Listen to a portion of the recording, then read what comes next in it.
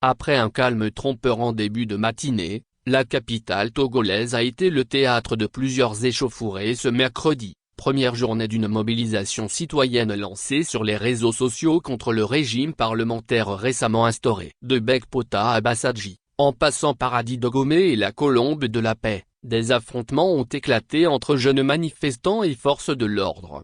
La situation s'est tendue vers la fin de matinée dans le quartier de Bekpota, notamment entre le rond-point cimetière et la clôture de l'aéroport. Une unité de police, arrivée à bord d'un pick-up, a violemment dispersé un groupe de jeunes à coups de gaz lacrymogène. Un adolescent aurait été interpellé sur les lieux, selon des témoins. Non loin de là, aux abords de la Colombe de la Paix, autre point de convergence mentionné dans les messages circulant sur les réseaux sociaux, les forces de sécurité sont également intervenues. Des jeunes, venus manifester pacifiquement selon leur dire, ont été pourchassés. Là aussi, les gaz lacrymogènes ont parlé. Mais c'est dans le quartier de Bassadji, situé non loin d'Amoutiveh, que la tension a pris une tournure inattendue. Des vidéos amateurs, largement partagées montrent même l'intervention de miliciens ou gros bras opérant en parallèle des forces de l'ordre, semant la panique dans les rues du quartier.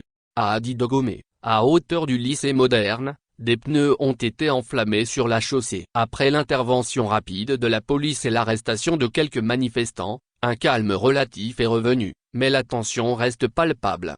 Partout dans Lomé, l'atmosphère est étrange. En ce 26 juin, la ville a des allures de ville morte. Commerce fermé, circulation fluide, rares passants pressés, l'effervescence habituelle s'est éteinte. Les autorités ont déployé un impressionnant dispositif sécuritaire, avec des patrouilles visibles sur toutes les grandes artères. Les habitants, eux, scrutent les réseaux sociaux et évitent de sortir. L'appel à manifester lancé en ligne ne se limite pas à la capitale. Selon des informations concordantes, des actions similaires étaient envisagées dans plusieurs villes de l'intérieur du pays, bien que leur ampleur reste difficile à confirmer pour l'instant.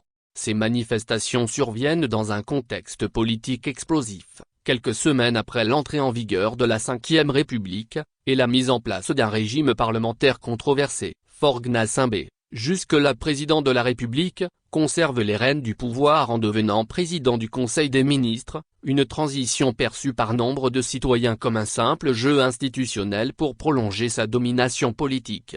Les journées des 27 et 28 juin, annoncées comme les temps forts de la mobilisation, seront décisives pour évaluer l'ampleur et la résilience du mouvement citoyen qui semble, malgré la répression, bien décidé à se faire entendre. @togoactualité.com. Mots-clés, manifestation. Article précédent. Togo, première journée de mobilisation citoyenne sous haute tension à Lomé.